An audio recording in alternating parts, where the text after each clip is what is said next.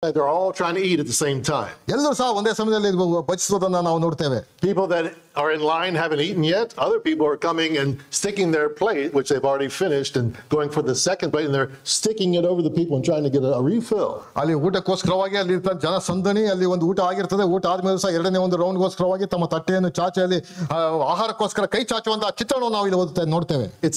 It's a time for feasting. ಅದು ಒಂದು ರೀತಿ ಹಬ್ಬದ ಒಂದು ಸಂಭ್ರಮ ಆಚರಣೆಯ ಒಂದು ಸಮಯ ಅದಾಗಿತ್ತು. A time for celebration. ಅದು ಒಂದು ರೀತಿಯಲ್ಲಿ ಉತ್ಸುಕತೆಯ ಒಂದು ಸಮಯ ಅದಾಗಿತ್ತು.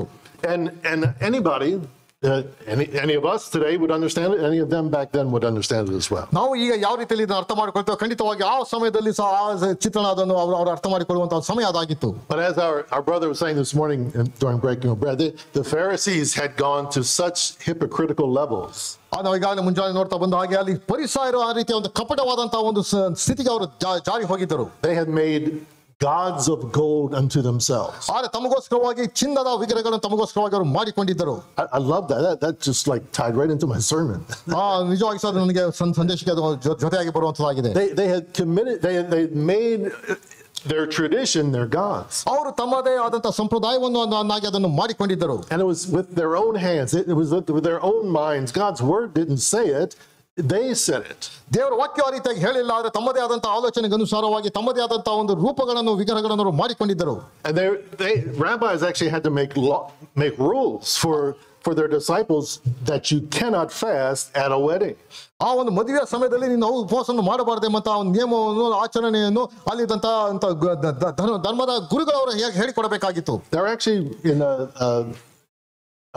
the Mishnah or something. I think there are actually written rules by rabbis saying that you cannot fast during a wedding. ಅಲ್ಲಿ ಧರ್ಮದ ಆಚರಣೆಯನ್ನು ಗುರುಗಳ ಸಂಗತಿಯನ್ನು ಅವರಿಗೆ ಸ್ಪಷ್ಟವಾಗಿ ತಿಳಿಸಬೇಕಾಗಿತ್ತು. ಏನೆಂಬುದಾಗಿ ಉಪವಾಸದ ಮದುವೆಯ ಸಮಯದಲ್ಲಿ ಉಪವಾಸ ಮಾಡುವಾಗ ಅಂತ ಒಂದು ಪ್ರಮೇಯ ಅಲ್ಲಿ ಉದ್ಭವಿಸುತ್ತಿಲ್ಲ ಎಂಬುದಾಗಿ. Because these were such hypocrites that they would have gone to a wedding and just for show, no, I'm fasting, I can't eat, just to show people that they're fasting. ಆದ್ರೆ ಇಲ್ಲಿದ್ದ ಫರಿಸಾಯರು ಕಪಟಿಗಳಾಗಿದ್ರು.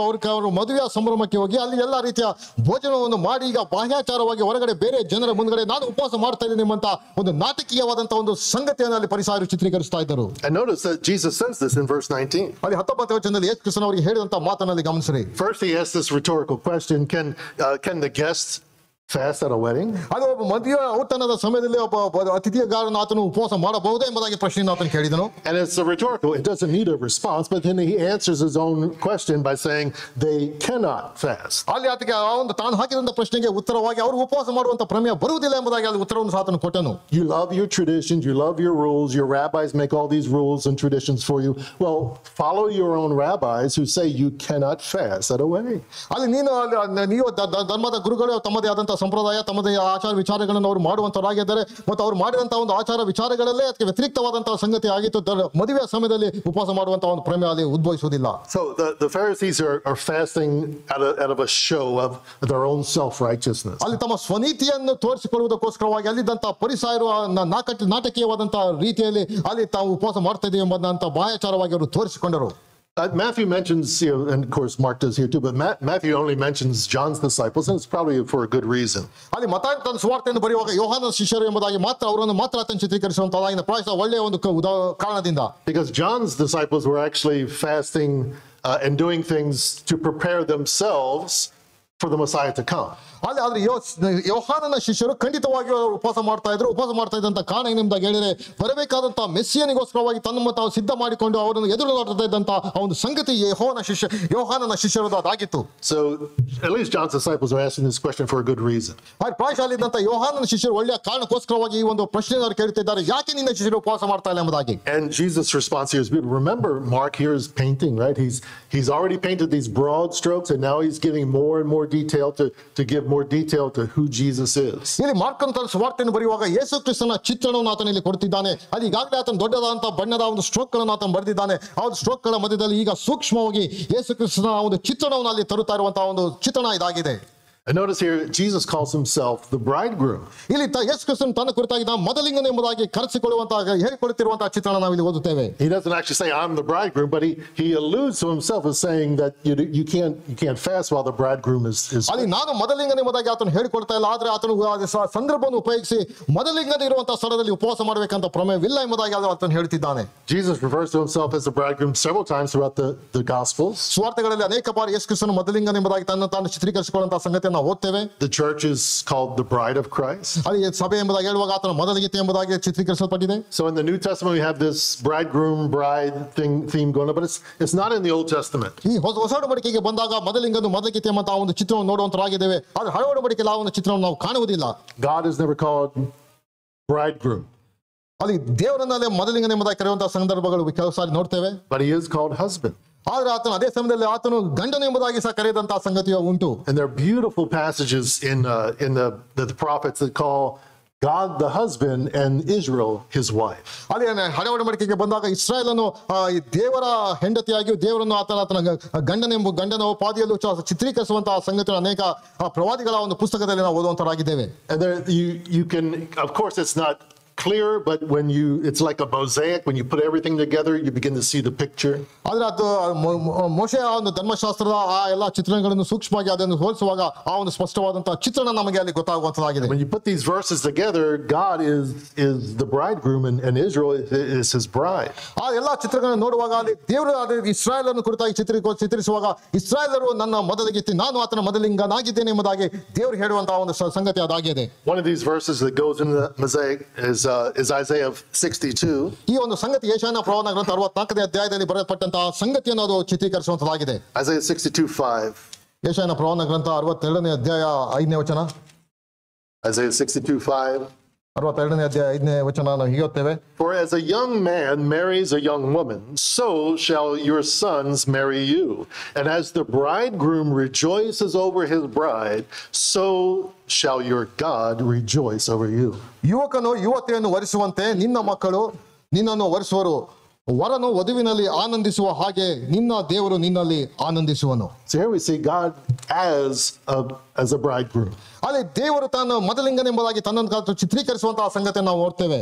Jesus would say the kingdom of God is like unto. It's here the bridegroom is like unto God.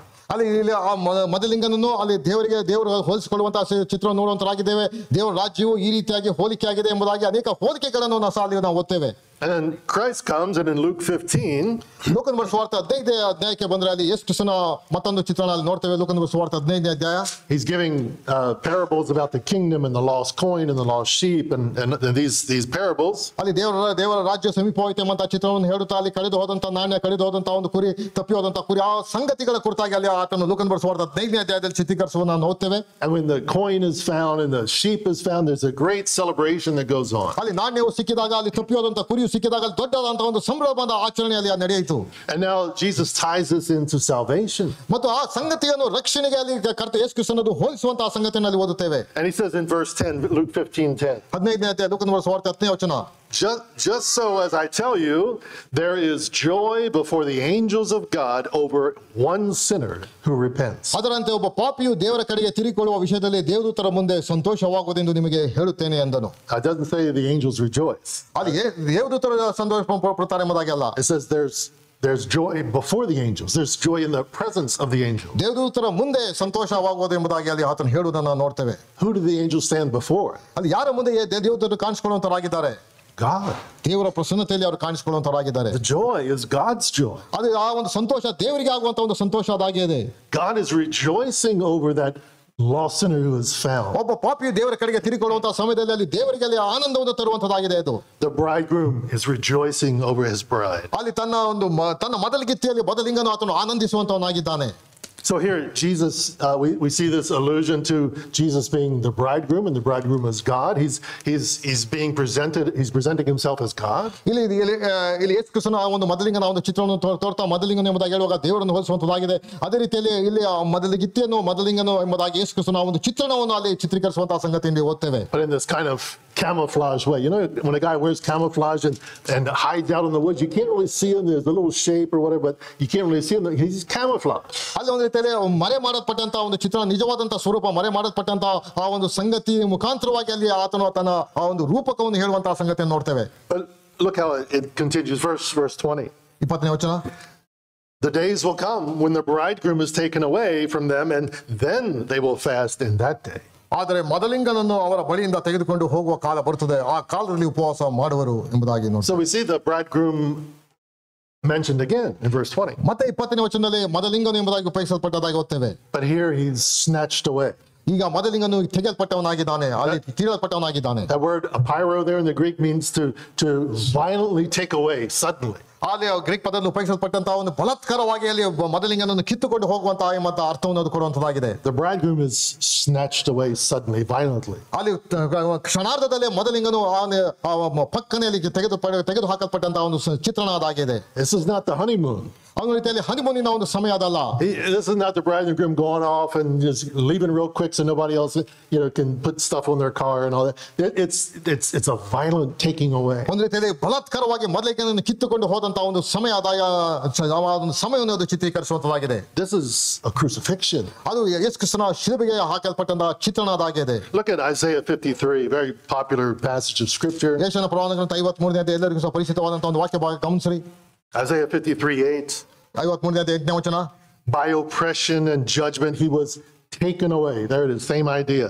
And as for his generation, who considered that he was cut off out of the land of the living, stricken for the transgressions of my people. ಹಿಂಸೆಯ ನ್ಯಾಯದಿಂದ ಕೊಲ್ಲಲ್ಪಟ್ಟನು, ಆಹಾ ಇವನು ಜೀವಲೋಕದಿಂದ ಕೀಳಲ್ಪಟ್ಟಿದ್ದಾನೆ, ನಮ್ಮ ಜನಗಳ ದ್ರೋಹಗಳ ದೆಸೆಯಿಂದ ಈ ಪೆಟ್ಟು ಅವನ ಮೇಲೆ ಬಿತ್ತಲ್ಲ ಎಂದು ಅವನ ಕಾಲದವರಲ್ಲಿ ಯಾರು ಮನಮುಟ್ಟಿ ಮರುಗಿದರು.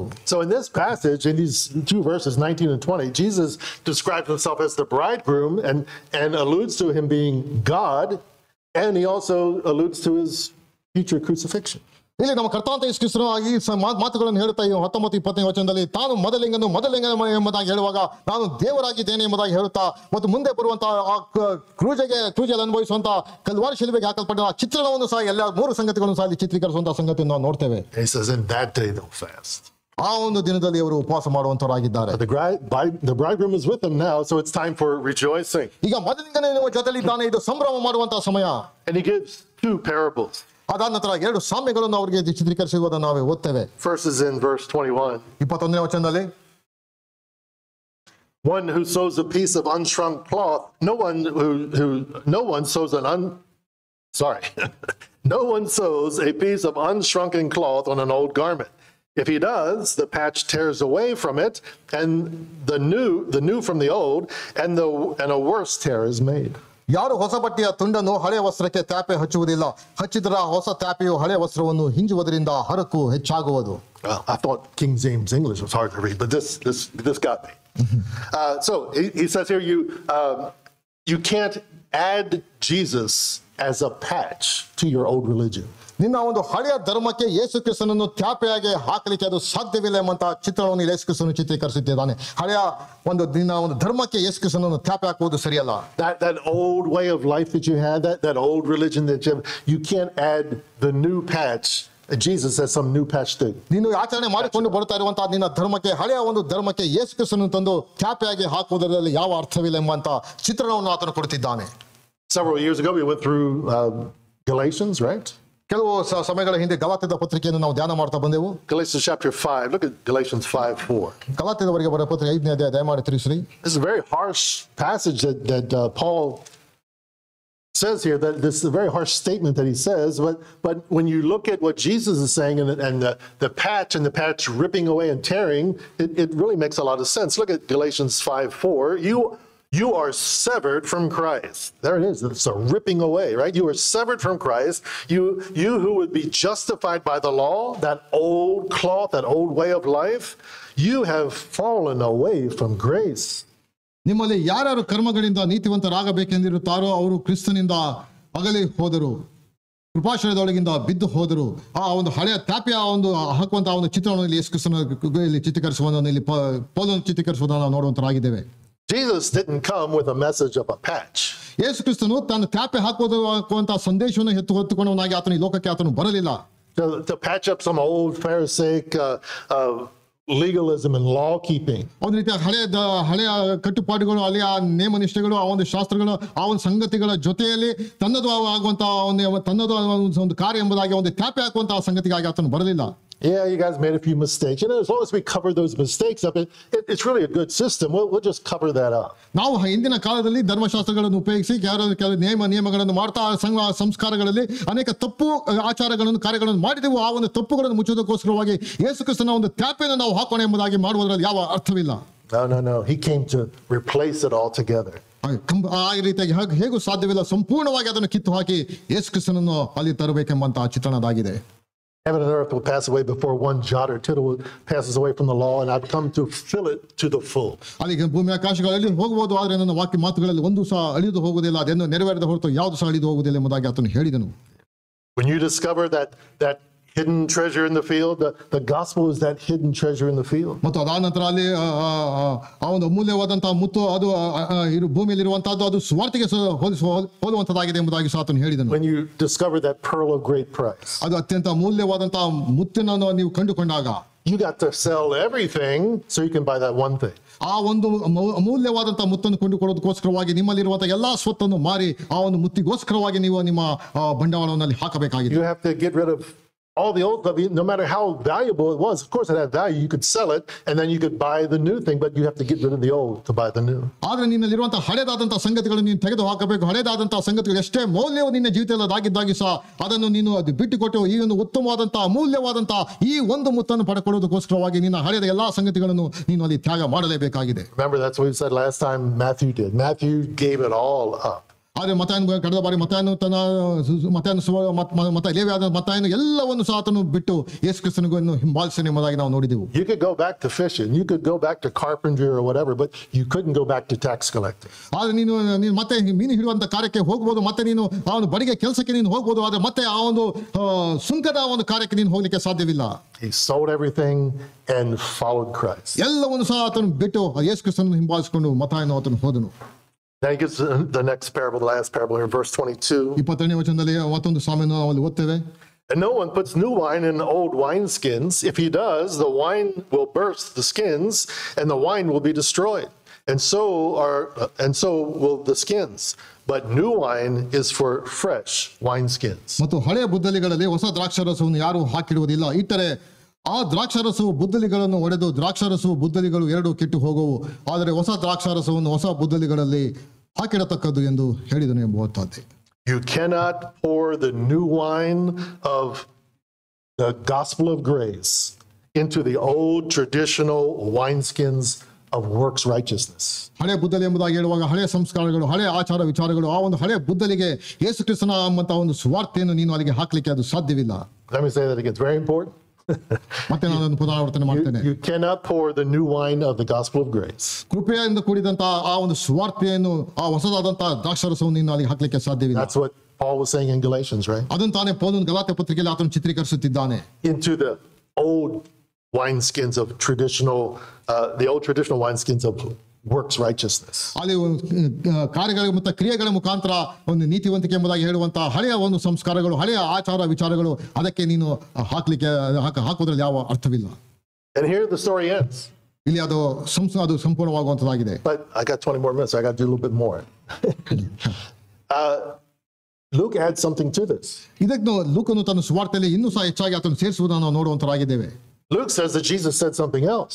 ಅಲ್ಲಿ ಯೇಸು ಕ್ರಿಸ್ತನು ಮತ್ತೊಂದು ಸಂಗತಿಯನ್ನು ಲೂಕನು ತನ್ನ ಸುವಾರ್ತೆಯಲ್ಲಿ ಬರೆಯುವಾಗ ಆತನು ಹೇಳುವುದನ್ನು ಇಲ್ಲಿ ನೋಡ್ತೇವೆ. Luke chapter 5, same parallel passage, same story, same everything. ಅದೇ ಸರಿ ಸಮಾನವಾದಂತಹ ಒಂದು ಸಂಗತಿಗಳು. ಲೂಕನು ಸಹ ಅದೇ ಒಂದು ಸಂಗತಿಯನ್ನು 5ನೇ ಅಧ್ಯಾಯದಲ್ಲಿ ಚಿತ್ರೀಕರಿಸುವಂತನಾಗಿದ್ದಾನೆ. Same paralytic, having his sins forgiven. Same Matthew, Levi being called as a disciple. ಅದೇ ಪಾರ್ಶ್ವವಾಯು ರೋಗಿ ಸ್ವಸ್ಥತೆ ಆಗುವಂತದ್ದು. ಅದೇ ಮತ್ತಾಯನು ಲೇವಿಯಾದಂತ ಮತ್ತಾಯನು ಯೇಸು ಕ್ರಿಸ್ತನನ್ನು ಬಿಟ್ಟು ಬಳಿಯಲ್ಲಿ ಬರುವಂತದ್ದು.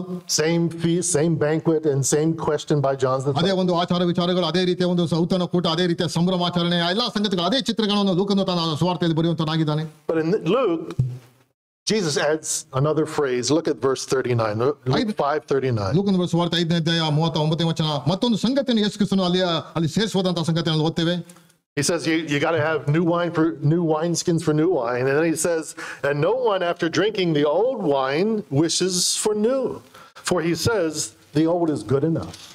ಆದರೆ ಹೊಸ ದ್ರಾಕ್ಷಾರಸವನ್ನು ಹೊಸ ಬುದ್ದಲಿಗಳಲ್ಲಿ ಹಾಕಿಡತಕ್ಕದ್ದು. ಇದಲ್ಲದೆ ಹಳೆ ದ್ರಾಕ್ಷಾರಸವನ್ನು ಕುಡಿದವನು ಹೊಸದು ಬೇಕು ಅನ್ನುವುದಿಲ್ಲ, ಹಳೆಯದೇ ಉತ್ತಮ ಅನ್ನುವನು. In the Masoretic text, it says the old is better. ಅಲ್ಲಿ ಹೇಳುವಂತರಾಗಿದ್ರೆ ಹಳೆಯದೇ ಉತ್ತಮವಾಗಿದೆ ಎಂಬುದಾಗಿ. I never understood that passage until I began studying it. I never understood that. Why would the old be better? He just said you got to get rid of the old for the new. ಅದು ಹಳೆಯನ್ನು ಕಿತ್ತು ಬಿಸಾಕಿ ಹೊಸಕ್ಕೆ ನೀನು ಹೋಗಬೇಕೆಂಬುದಾಗಿ ನಾವು ಈಗಾಗಲೇ ನಾವು ನೋಡ್ತಾ ಬಂದೆವು. ಆದರೆ ಹಳೆಯದೇ ಉತ್ತಮವಾದದ್ದು ಎಂಬುದಾಗಿ ಹೇಗೆ ತಾನೇ ಅವರು ಹೇಳಲಿಕ್ಕೆ ಸಾಧ್ಯ? But it's true, right? I mean, if you look on an auction about some old 150-year-old bottle of wine, they'll go for millions of dollars. ಸುಮಾರು 150 ವರ್ಷಗಳ ಹಳೆಯ ಒಂದು ದ್ರಾಕ್ಷಾರಸವನ್ನು ಆಕ್ಷನ್ಗೆ ಹಾಕಿರೋದು ಸಾವಿರಾರು ಲಕ್ಷಾಂತರ ದುಡ್ಡಿಗೆ ಅದು ಮಾರಾಟ ಆಗುವಂತದ್ದಾಗಿದೆ, ಆಕ್ಷನ್ಗೆ ಹೋಗುವಂತದ್ದಾಗಿದೆ. You don't even know if it's good. It might have turned to vinegar 100 years ago, but they'll pay a lot of money for the old wine. ಅದು ಹಳೆದಾದಂತ ದ್ರಾಕ್ಷಾರಸಕ್ಕೆ ಹೆಚ್ಚಾದಂತ ಮೌಲ್ಯವು ಇರುವಂತದ್ದಾಗಿದೆ, ಅದಕ್ಕೆ ಹೆಚ್ಚಾದಂತ ಮೌಲ್ಯಕ್ಕೆ ಅದು action ಆಗುವಂತದ್ದಾಗಿದೆ. Because the old wine's better. ಯಾಕಂದ್ರೆ ಹಳೆಯ ಒಂದು ದ್ರಾಕ್ಷಾರಸ ಅದು ಉತ್ತಮವಾದದ್ದು. And you'll see them on the TV with the wine tasting. They'll hold it up to the light and then they'll sniff it and they'll do, oh, nice color, nice. They're looking for the old wine. ಅಲ್ಲಿ TV advertisement ಸಹ ನೋಡುವಂತರಾಗಿದ್ದೇವೆ. ಆ ಹಳೆಯ ಒಂದು ದ್ರಾಕ್ಷಾರಸವನ್ನು ಅದು advertise ಮಾಡುವುದಕ್ಕೆ ಅವರು ಆ ಲಿಕ್ಕರ್ ಅಡ್ವರ್ಟೈಸ್ ಮಾಡಲಿಕ್ಕೆ ಅವರು ತೋರಿಸುವಂತಹ ಒಂದು ಚಿತ್ರಣ ಹಳೆಯ ದ್ರಾಕ್ಷಾರಸ ಎಷ್ಟು ಮೌಲ್ಯವಾದದ್ದು ಎಂಬುದಾಗಿ. You ever wonder why it's so difficult to witness to certain people? ಆದರೆ ಕೆಲವು ಜನರಿಗೆ ಈ ರೀತಿಯಾಗಿ ಸಾಕ್ಷೀಕರಿಸಲು ಎಷ್ಟು ಪ್ರಯಾಸಕರವಾದದ್ದು ಅದು ಗೊತ್ತುಂಟು? Why they don't just see the truth? ಸತ್ಯವನ್ನು ಯಾಕೆ ಅವರ ಕಣ್ಣಿಗೆ ಅದು ಗೋಚರವಾಗುತ್ತಾ ಇಲ್ಲ? And just say, well, obviously this is better. The new is better than the old. ಆದರೆ ಹೊಸದು ಇದು ಅದಕ್ಕಿಂತ ಉತ್ತಮವಾಗಿದೆ ಎಂಬುದಾಗಿ ನಾವು ಹೇಳುವಾಗ, but their eyes seem to be so blinded. ಈಗ ಆದರೆ ಅವರ ಕಣ್ಣುಗಳು ಅದು ಕುರುಡಾಗಿ ಹೋಗಿದೆ. And they say the old is better. ಹಳೆದೇ ಉತ್ತಮವಾಗಿದೆ ಎಂಬುದಾಗಿ ಅವರು ವಾದ ಮಾಡುವಂತರಾಗಿದ್ದಾರೆ. They're so comfortable with the old structure. ಆದರೆ ಹಳೆದಾದಂತಹ ಸಂಗತಿಯಲ್ಲಿ ಒಂದು ರೀತಿ ಆದರಣೆ ನಮಗೆ ಸಿಗ್ತಾ ಇದೆ. Oh, I like the way it was back in mom and dad's day. ಆ ಪ್ರಾಯಶಃ ನಮ್ಮ ಒಂದು ತಂದೆ ತಾಯಿಗಳ ಒಂದು ಸಮಯದಲ್ಲಿ ಇದ್ದಂತದ್ದು ಅದು ಬಹಳ ಉತ್ತಮವಾಗಿತ್ತು, ಅದು ಸರಿಯಾಗಿತ್ತು.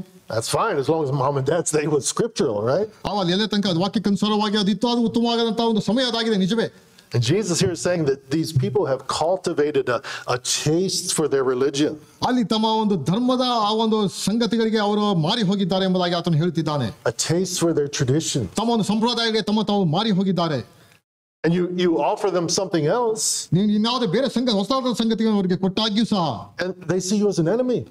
ಒಂದು ರೀತಿಯ ವೈರಿಯ ದೃಷ್ಟಿಯಲ್ಲಿ ಅವರು ನೋಡುವಂತರಾಗಿದ್ದಾರೆ. They're not interested at all. ನನಗೆ ಅದರಲ್ಲಿ ಯಾವ ರೀತಿ ಆಸಕ್ತಿ ಎನ್ನುವಂತದ್ದಿಲ್ಲ. Because the old is better. ಅದೇ ಹಳೆದೇ ಅದು ಉತ್ತಮವಾದಂತಹದ್ದು. My traditions are better. ನಮ್ಮ ಒಂದು ಸಂಪ್ರದಾಯದ ಉತ್ತಮವಾದದ್ದು. I remember watching one short on YouTube. I watch a lot of shorts on YouTube, but I do it for sermon purposes. Illustrations purposes. There was a Korean guy. He was on a Korean military boat. He was in the South Korean Navy. South ಕೊರಿಯಾದ ನೇವಿಯಲ್ಲಿ ಒಂದು military boat ಅಲ್ಲಿ ಇತ್ತು. And he's sitting at a table in the dining hall of the ship. ಆ ಒಂದು ಹಡಗಿನ ಒಂದು dining table ನಲ್ಲಿ ಆ ವ್ಯಕ್ತಿ ಆತನು ಕೂತಿದ್ದಾನೆ. And he had been away from home for like a year or two. ಪ್ರಾಯಶಃ ತನ್ನ ಮನೆಯಿಂದ ಆತನು ಈಗ ಹೊರಗಡೆ ಬಂದು ಅವನು ಹಡಗಿನಲ್ಲಿ ಸುಮಾರು ಒಂದು ವರ್ಷವೇ ಇದು ಕಳೆದಿದೆ. And he sits at the table and he begins to eat. ಆ ಒಂದು ಡೈನಿಂಗ್ ಟೇಬಲ್ ನಲ್ಲಿ ಕುಳಿತುಕೊಂಡು ಈಗ ಆತನು ಊಟವನ್ನು ಮಾಡಲಿಕ್ಕೆ ಆತನು ಪ್ರಾರಂಭಿಸಿದ. And his face changes. ಆತನ ಒಂದು ಮುಖ ಈಗ ಬದಲಾವಣೆ ಆಯಿತು. Him been eating that slop, that military food for so long, and all of a sudden he tastes his food and his face changed. ಅಲ್ಲಿಗ ಆತನು ಆ ಆಹಾರವನ್ನು ಆತನು ರುಚಿ ನೋಡಿದ ತಕ್ಷಣ ಆತನ ಮುಖದ ಒಂದು ಲಕ್ಷಣವೇ ಅದು ಬದಲಾಯಿತು. And he began to like tear up. ಅಲ್ಲಿ ಒಂದು ರೀತಿಯಲ್ಲಿ ಆತನಿಗೆ ಒಂದು ರೀತಿಯಲ್ಲಿ ಕಣ್ಣಲ್ಲಿ ನೀರು ಬರಲಿಕ್ಕೆ ಪ್ರಾರಂಭವಾಯಿತು. And everybody was in on the joke. Everybody knew, but he's the only one that didn't know. ಹಾಗೆ ಅಲ್ಲಿರುವಂತ ಬೇರೆಯವರೆಲ್ಲರಿಗೂ ಸಹ ಏನು ಊಟ ಮಾಡ್ತಾ ಇದ್ದೀನಿ ಎಂಬುದು ಗೊತ್ತಿತ್ತು, ಆದ್ರೆ ಆತನಿಗೆ ಅದು ಗೊತ್ತಿರಲಿಲ್ಲ. And they're like, what's the matter? Why are you crying? ಯಾಕೆ ಏನಾಯ್ತು? ಯಾಕೆ ನಿನ್ನ ಮುಖದ ಚಿತ್ರಣ ಚೇಂಜ್ ಆಯ್ತು? ನಿನ್ನ ಮುಖದ ಚಿತ್ರಣ ಬದಲಾಯ್ತಲ್ಲ, ಏನಾಯ್ತು ಎಂಬುದಾಗಿ ಕೇಳಿದ್ರು. And he's like, this tastes just like mama's food. ಅದು ಇದ್ರ ರೀತಿಯಲ್ಲಿ ಬಹಳ ವಿಭಿನ್ನವಾದಂತ ರುಚಿ ನನಗೆ ತೋರಿಸ್ತಾ ಇದೆ. Of course in Korean, that's all little subtitles at the bottom. And he's saying this tastes just like mama's food. ಅದು ಮಾಮಾಸ್ ಫುಡ್ ಎಂಬ ಕೊರಿಯನ್ ಒಂದು ಭಾಷೆಯಲ್ಲಿ ಮಾಮಾಸ್ ಫುಡ್ ಒಂದು ರೀತಿಯಲ್ಲಿ ನನಗೆ ಅನಿಸ್ತಾ ಇದೆ. And all of a sudden his mother appears out of the back room and comes and stands behind him. ಆದಂತರ ಸ್ವಲ್ಪ ಸಮಯದಲ್ಲೇ ತನ್ನ ತಾಯಿ ಆ ಒಂದು ರೂಮ್ ನಿಂದ ಹೊರಗಡೆ ಬಂದು ಅಲ್ಲಿ ಆಕೆ ಕಾಣಿಸಿಕೊಳ್ತಾಳೆ. See, you could taste the difference. ಅದು ಒಂದು ರುಚಿಯಲ್ಲಿ ಬದಲಾವಣೆ ಆಗಿದೆ. Oh, it's not that hard with military food, but still he could taste the taste of mama's food. ಅಲ್ಲಿ ಆತನ ಮಾಮರು ಮಾಡಿದಂತ ಆ ಒಂದು ಟೇಸ್ಟ್ ಅದು ಆ ಒಂದು ಗ್ರಹಿಸಿಕೊಳ್ಳಲಿಕ್ಕೆ ಆತನಿಗೆ ಅದು ಸಾಧ್ಯವಾಯಿತು. It's the memories, it's the tradition. ಅದು ಒಂದು ರೀತಿಯ ಹಳೆಯ ಒಂದು ನೆನಪುಗಳು, ಹಳೆಯ ಒಂದು ಸಂಪ್ರದಾಯದ ಸಂಗತಿಗಳು. It's all the times we celebrated together and all the memories of all that stuff. ಆ ನಮ್ಮ ಎಲ್ಲ ಗತಿಸಿ ಹೋದಂತಹ ಗತ ವೈಭವದ ಒಂದು ದಿನಗಳಲ್ಲಿ ನಾವು ಆಚರಣೆ ಮಾಡಿದಂತಹ ಸಂಸ್ಕಾರಗಳು, ಆ ಎಲ್ಲ ಗತ ವೈಭವದ ಒಂದು ದಿನಗಳು, And all that builds up in our memory and in our soul, and it's better somehow. ಅದೆಲ್ಲವೂ ಸಹ ನಮ್ಮ ಮನಸ್ಸಿಗೆ ಆಲೋಚನೆಗೆ ಬಂದು ಅಯ್ಯೋ ಅದೇ ಉತ್ತಮವಾಗಿತ್ತಲ್ಲ ಎಂಬುದಾಗಿ ನಮಗೆ ಭಾಸವಾಗುವಂತದ್ದಾಗಿದೆ. And finding something new is offensive. ಅಲ್ಲಿ ಒಂದು ರೀತಿಯಲ್ಲಿ ಹೊಸದಾಗಿರುವಂತಹ ಇದನ್ನು ಕಂಡುಕೊಳ್ಳುವಂತಹದ್ದು ಒಂದು ರೀತಿಯಲ್ಲಿ ವಿರೋಧ ಭಾಸವನ್ನು ಅದು ತೋರುವಂತದ್ದಾಗಿದೆ. They've been drinking a certain kind of religious wine for so long. ಇಲ್ಲೇ ತನಕ ತಮ್ಮದೇ ಆದಂತಹ ರೀತಿಯಲ್ಲಿ ಹಳೆಯದಾದಂತಹ ಆ ಒಂದು ಮದ್ಯವನ್ನು, ಧರ್ಮವೆಂಬಂತಹ ಒಂದು ಮದ್ಯವನ್ನು ಅವರು ಸೇವಿಸ್ತಾ ಇದ್ದರು. And when the truth of a new wine comes along, it's a threat to them. ಆದರೆ ಈಗ ಹೊಸದಾದಂತಹ ಒಂದು ಮದ್ಯ ಅಲ್ಲಿ ಬಂದಿರುವಾಗ ಅದು ನಿಜವಾಗಿ ಸಹ ಸ್ವೀಕರಿಸುವುದಕ್ಕೆ ಅದಕ್ಕೆ ಬಹಳ ಕಷ್ಟಕರವಾಗಿದೆ. And they'll kill for it. ಅದು ಬಹಳ ಅದಕ್ಕೆ ಸಂಕಷ್ಟವನ್ನು ತರುವಂತದ್ದಾಗಿದೆ. About 2 years from this, Jesus was crucified. ಅದಾದ ಕೆಲವು ಸಮಯದ ನಂತರ ಯೇಸು ಕ್ರಿಸ್ತನು ಕಲ್ವಾರಿ ಶಿಲುಬೆಗೆ ಹಾಕಲ್ಪಟ್ಟನು. Of course, in the perfect plan and purpose of God the Father, but he was crucified. He was killed for his new wine. ಈ ಒಂದು ಹೊಸ ಒಂದು ದ್ರಾಕ್ಷಾರಸಕ್ಕೋಸ್ಕರವಾಗಿ ಅಲ್ಲಿ ಆತನು ಆ ಕಲ್ವಾರಿ ಶಿಲುಬೆಯಲ್ಲಿ ಆತನು ಹಾಕಲ್ಪಟ್ಟನು ದೇವರ ಯೋಜನೆಗನುಸಾರವಾಗಿ. I just can think of a story. I was told this testimony years ago, and I've never forgotten it. ಅನೇಕ ವರ್ಷಗಳ ಹಿಂದೆ ಹೇಳಿದಂತ ಒಂದು ಸಾಕ್ಷಿ ನನ್ನ ನೆನಪಿಗೆ ಅದು ಬರುವಂತದ್ದಾಗಿದೆ. And it really encapsulates what Jesus is saying in these verses. ಈ ಒಂದು ವಚನಗಳಲ್ಲಿ ಯೇಸು ಕ್ರಿಸ್ತನು ಹೇಳಿದಂತ ಮಾತು ಅದು ನಿಜವಾಗಿ ಸಹ ಅದು ಎಲ್ಲವನ್ನೂ ಸಹ ಆವರಿಸುವಂತದ್ದಾಗಿದೆ. This young boy who was 6 years old when he came to my father-in-law's orphanage. ಪ್ರಿಯ ಸಹೋದರ ಒಂದು ಆರ್ಫನೇಜ್ಗೆ ಸುಮಾರು 6 ವರ್ಷದ ಒಂದು ಹುಡುಗ ಆ ಒಂದು ಆರ್ಫನೇಜ್ಗೆ ಆತನು ಬಂದನು. It was in Dharwad at the time. ಆ ಪ್ರಿಯ ಸಹೋದರ ಧಾರವಾಡನಲ್ಲಿ ಸಮಯದಲ್ಲಿ ಅವರು ಇದ್ದರು. And my father-in-law would take the very destitute and the poor. They didn't have to be orphans, but he would take the poor as well. ಅಲ್ಲಿ ಪ್ರಿಯ ಸಹೋದರ ಮಾವನವರು ಅವರು ನಡೀತಿದ್ದಂತ ಆರ್ಫನೇಜ್ಗೆ ಯಾವ ರೀತಿಯ ಒಂದು ರೀತಿಯಲ್ಲಿ ತಂದೆ ತಾಯಿಗಳಿದ್ದಂಥವರು ಬಹಳ ಬಡವರು ಅವರನ್ನು ತಮ್ಮ ಆರ್ಫನೇಜ್ಗೆ ಅವರು ಸೇರಿಸಿಕೊಳ್ತಾ ಇದ್ರು. And this young boy came from a very poor family. The mother kept the younger brother and younger sister with her, but this older boy, he was 5 years old. I'd say older, but he's 5 years old. He went to the orphanage. ಅಲ್ಲಿ ಆತನು ಈ ಹುಡುಗನ ತಾಯಿ ತನ್ನ ಚಿಕ್ಕ ಒಂದು ಮಗಳನ್ನು ತನ್ನ ಬಳಿಯಲ್ಲಿ ಇಟ್ಟುಕೊಂಡು ಈತನು 5 ವರ್ಷವಾದ್ರಿಂದ ಒಂದು ಆರ್ಫನೇಜ್ಗೆ ತಂದು ಆಕೆ ಬಿಟ್ಟಳು. At a very young age, probably 6 years old, he gave his life to Christ. He surrendered his heart to Christ. 5-6 ವರ್ಷದಲ್ಲಿ ಆರ್ಫನೇಜ್ಗೆ ಬಂದು ಆತನು ಯೇಸು ಕ್ರಿಸ್ತನನ್ನು ಆತನು ಕಂಡುಕೊಂಡನು. And every Friday night was prayer meeting. ಪ್ರತಿ ಶುಕ್ರವಾರ ಸಾಯಂಕಾಲ ಅದು ಪ್ರಾರ್ಥನೆ ಒಂದು ಸಮಯ ಒಂದು ಆರ್ಫನೇಜ್ ಅಲ್ಲಿ ನಡೀತಾ ಇತ್ತು. And the warden and the boys warden, the ladies warden, they would ask for prayer requests. ಅಲ್ಲಿ ಆ ಪ್ರಾರ್ಥನೆ ಒಂದು ಸಮಯದಲ್ಲಿ ಅಲ್ಲಿದ್ದಂತ ವಾರ್ಡನ್ ಅವರು ನಿಮ್ಮ ಒಂದು ಪ್ರಾರ್ಥನೆಯ ಸಂಗತಿಗಳು ಏನೇನಿದೆ ಎಂಬುದಾಗಿ ಅವರು ಕೇಳ್ತಾ ಇದ್ರು. And every Friday night, it's the same exact prayer request from this little boy. I'm praying that my mother will be saved. ಆ ಪ್ರತಿ ಶುಕ್ರವಾರದ ಸಮಯದ ಪ್ರಾರ್ಥನೆ ಪ್ರಾರ್ಥನೆ ರಿಕ್ವೆಸ್ಟ್ ಏನು ಎಂಬುದಾಗಿ ಕೇಳುವಾಗ ಈ ಒಂದು 6 ವರ್ಷದ ಹುಡುಗನು ಪ್ರತಿ ಬಾರಿ ಆತನು ಹೇಳ್ತಾ ಇದ್ದಂತು ನನ್ನ ತಾಯಿ ಆತಕ್ಕೆ ರಕ್ಷಣೆ ಹೊಂದಬೇಕಾದಕ್ಕಾಗಿ ಪ್ರಾರ್ಥನೆ ಮಾಡ್ರಿ ಎಂಬುದಾಗಿ. Now when schools were closed, in April and May, he would go back and live with his mother for those 2 months, and then he'd come back to the orphanage during school time. ಆದ್ರೆ ಸಮಯದಲ್ಲಿ school ಮುಚ್ಚಲ್ಪಡ್ತಾ ಇತ್ತು. April May ತಿಂಗಳಿನಲ್ಲಿ 2 ತಿಂಗಳು ಆತನು ಮತ್ತೆ ತನ್ನ ಮನೆಗೆ ಆತನು ಹೋಗ್ತಾ ಇದ್ದನು. ಆ ಒಂದು 2 ತಿಂಗಳು ಆಲ್ದೆ ತನ್ನ ಮನೆಯಲ್ಲಿ ಸಮಯ ಕಳೀತಾ ಇದ್ದನು. And this little boy would share the gospel with his mother. ಈ ಸಣ್ಣ ಹುಡುಗನು 6 ವರ್ಷದ ಹುಡುಗನು ಅಲ್ಲಿ ತನ್ನ ತಾಯಿ ಜೊತೆಯಲ್ಲಿ ತಾನು ಕಲಿತಂತ ಸುವಾರ್ತೆಯನ್ನು ಅಲ್ಲಿ ಹಂಚಿಕೊಳ್ಳುತ್ತಾ ಇದ್ದನು. She was a Yalam devotee. She had the long head, dreadlocks and stuff in her hair. ಅವರು ಹಿಂದೂಗಳು ಕರೆಯುವಂತ ಯಲ್ಲಮ್ಮನ ಭಕ್ತಿ ಆಕೆ ಆಗಿದ್ದಳು.